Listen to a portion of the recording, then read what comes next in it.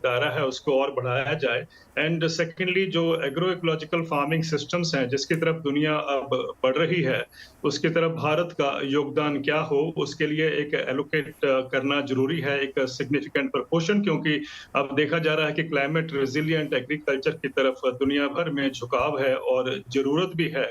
सो मैं तो ये सोचता हूँ कि ये 2 चीज़ों पर अगर फ़ोकस होता है तो बहुत बड़ा जो खेती के लिए एक प्रयास होना चाहिए ग्रोथ का, जिसमें वेलफेयर जो लोगों का है, किसानों का, वो इम्पोर्टेंट हो, उसकी तरफ ध्यान देने का समय आ गया है। ऑलराइट, यानी कि फार्मर इनकम और क्लाइमेट के हिसाब से कार्बन क्रेडिट्स के ऊपर यहाँ पर काम शायद देखने को मिले। विजय जी, आप कैसे देखेंगे और आपके इनिशियल कमेंट्स यहाँ पर क्या हैं? क्या एक्सपेक्टेशंस हैं इस बजट से एग्री स्पेस के लिए? देखिए, जिस तरह से क्लाइमेट चेंज का इम्पैक्ट फूड सिक्योरिटी पे भारत सरकार को दिख रहा है, मुझे लगता है कि सरकार का फोकस 3 चीजों पे होगा। एक तो है पोस्ट हार्वेस्ट मैनेजमेंट, ताकि जो भी प्रोडक्शन हो उस पे हम किस तरह से उसको फोकस करें। थोड़ा इन्वेस्टमेंट आएगा लॉजिस्टिक्स, जिसको हम देख सकते हैं कि क्योंकि वेस्टेज और मूवमेंट ऑफ गुड्स से इन्फ्लेशन कंट्रोल करना बहुत जरूरी है।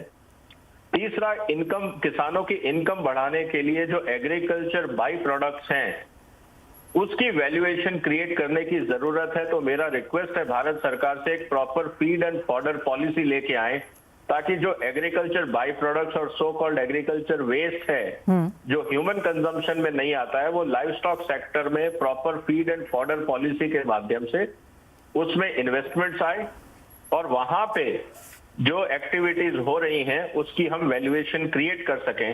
तो ओवरऑल जो एग्रीकल्चर पर से है वहां पे ज्यादा सब्सिडी नहीं बढ़ेगी, क्योंकि डब्ल्यूटीओ के भी कमिटमेंट्स हैं, एक्सपोर्ट चैलेंजेस भी हैं। लेकिन लाइव स्टॉक सेक्टर को अगर प्रमोट करना है, एलाइड एक्टिविटीज को प्रमोट करना है, तो फीड एंड फॉडर पॉलिसी बहुत जरूरी है, जिससे एग्रीकल्चर फार्मर्स की इनकम इंप्रूव होगी और एलाइड सेक्टर को एश्योर्ड सप्लाई मिलेगी फीड एंड फॉडर की। मेरे इनिशियल रिमार्क्स।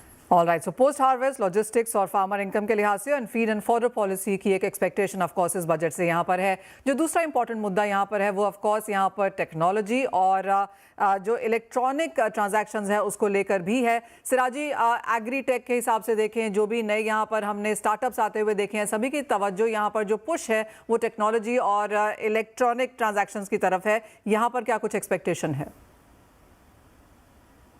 इन्वेस्टमेंट, खासतौर से पी इन्वेस्टमेंट, प्राइवेट जो स्टार्टअप्स हैं वो रेज कर पा रहे हैं यूएस से और यूरोप से, लेकिन अभी तक कोई ऐसा बहुत बड़ा टेक्नोलॉजिकल ब्रेक थ्रू नहीं दिखाई दिया है। मिसाल के तौर पे अब भी जो गवर्नमेंट के एस्टिमेट्स हैं प्रोडक्शन के, उनके बारे में भी ट्रेड उससे मुत्तफिक नहीं होता। ट्रेड के एस्टिमेट्स कम होते हैं, गवर्नमेंट के एस्टिमेट ज्यादा होते हैं।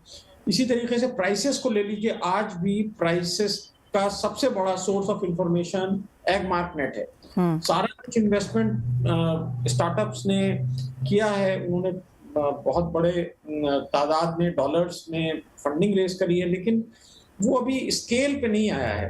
तो मैं समझता हूँ कि अभी इसमें थोड़ा वक्त लगेगा, लेकिन एक अच्छी बात यह है कि इस तरफ प्राइवेट सेक्टर का ध्यान है कि एग्रीकल्चर में भी कुछ टेक्नोलॉजिकल ब्रेक थ्रू की जरूरत है, तो सूनर और लेटर वो ब्रेक थ्रू मिलेगा।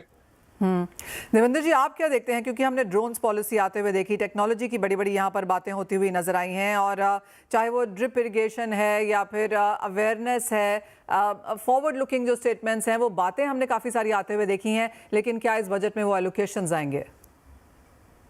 देखिए, जहाँ तक कि हम टेक्नोलॉजी की बात करते हैं, वो मैंने देखा कि हर साल उसका फोकस टेक्नोलॉजी का बजट पे अधिकतर होता है और उसका इम्पैक्ट भी देखने को मिला कि we have had record production year after year. और ये हमने देखा कि पिछले 2 साल जब पैंडेमिक का पीरियड था तो हमारे देश में agriculture was a star of the entire economy. आपने देखा कि लगातार उसकी प्रोडक्शन बढ़ती रही है। तो मुझे लगता है कि प्रोडक्शन एस्पेक्ट में हमें ज्यादा जो फोकस करने का जो